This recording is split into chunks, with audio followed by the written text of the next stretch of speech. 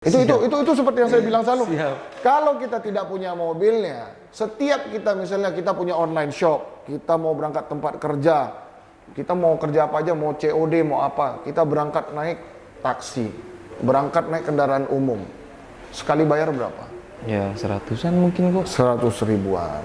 Kalau kita bilang 1 bulan, itu 20 hari aja itu sudah 2 juta. Iya. Kalau kita naik Grab, apakah 5 tahun kemudian Grab itu menjadi punya kita? Enggak kok. Tentu tidak kan, Grab itu kan akan menjadi punya abang Grab. Iya.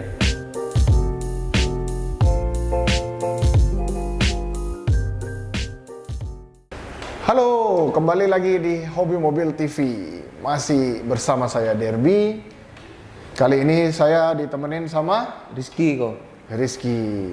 Nah, kalau biasanya kita kalau udah halo gitu, Siap. biasanya kan kita udah ini ya, bikinnya mobil. Biasanya langsung di mobil-mobil ya kok. Langsung mobil-mobil nih, harga. Siap.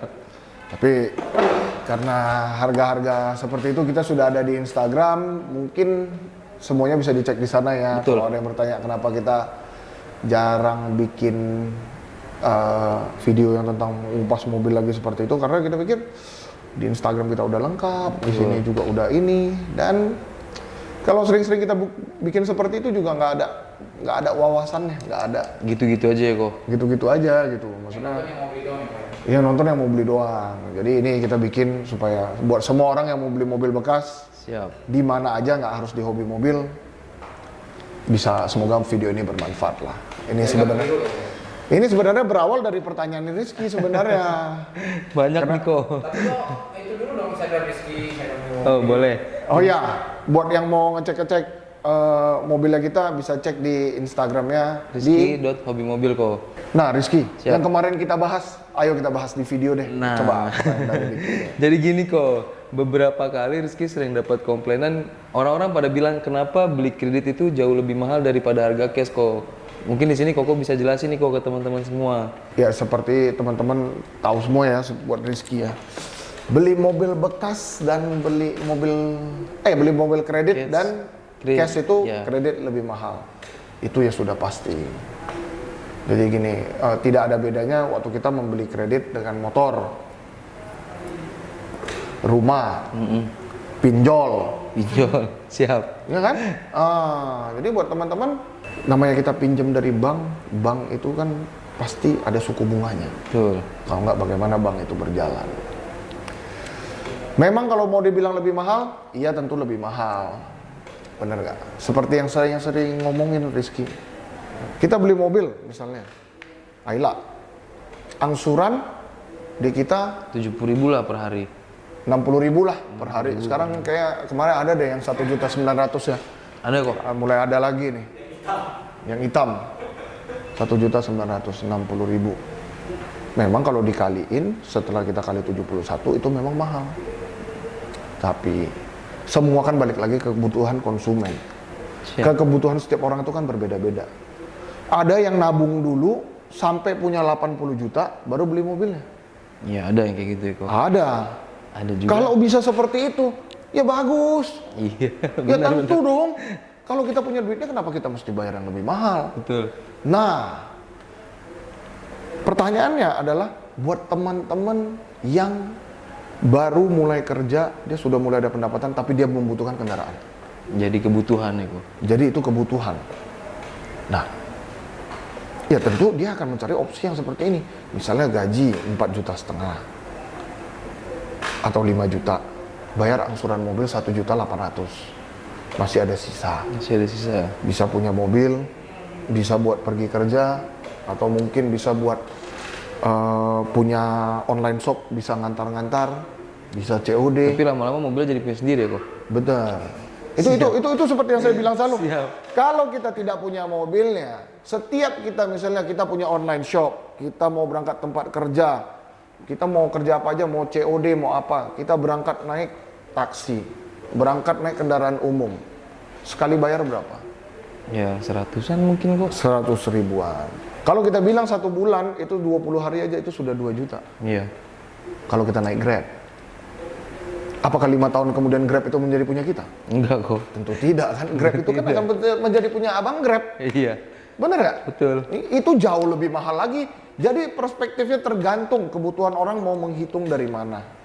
Iya. Ya kita bukannya menyarankan orang untuk membeli kredit ya, kita balikin lagi ke semua teman-teman yang mau beli mobil, maunya butuhnya itu apa sih?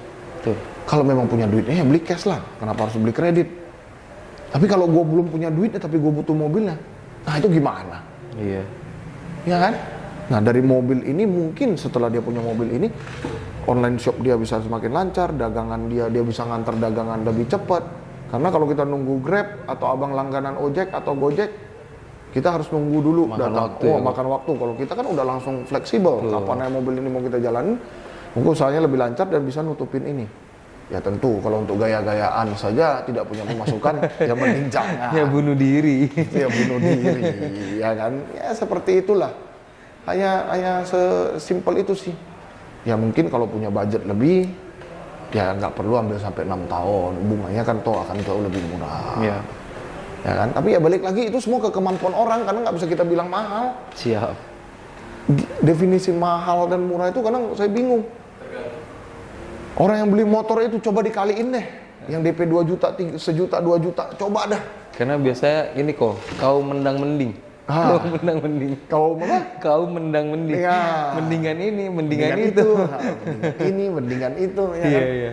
Susah lah, susah. Tapi intinya toh kalau di kita coba menghitungi semua kredit yang sebenar-benarnya, yang udah semurah-murahnya. Siap. Ya tidak ada di kita itu yang kita aping-apingan atau kita tidak tertera di kontrak. Kalau dikira itu mah semua jelas. Dengan OTR berapa, DP-nya berapa, itu semua pasti sinkron nanti. Buat orang yang nggak mengerti hitungan pun akan kita ajarin kok kalau itu. Siap. Ya.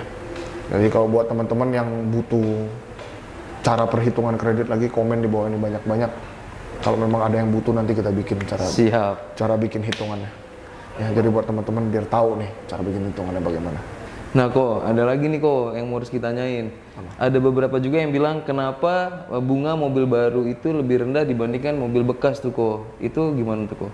Bunga mobil baru lebih rendah daripada mobil bekas, benar. Kalau dari bank itu memang secara mobil bekas itu lebih beresiko karena umur.